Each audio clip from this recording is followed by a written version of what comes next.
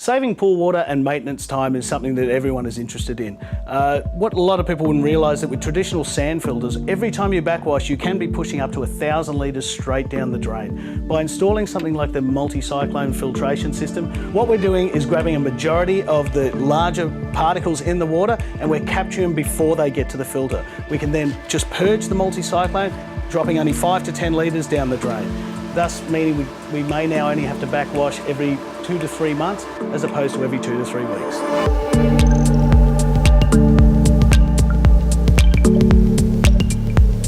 If you think over the course of the year and you backwash once a month, 12 times, that's 12,000 litres of water that's going straight down the drain. But not only that, it's 12,000 litres of water that you have chemically treated. So you are actually now saving money on the sanitation of your swimming pool as well as the water usage. We have to be water conscious, and water is a finite resource.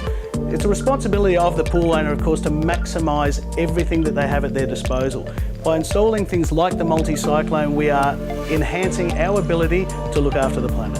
Every pool owner should have a multi-cyclone pre-filter. You want to get the maximum benefit out of your swimming pool at the lowest possible cost. The last thing you want is a money pit in your backyard.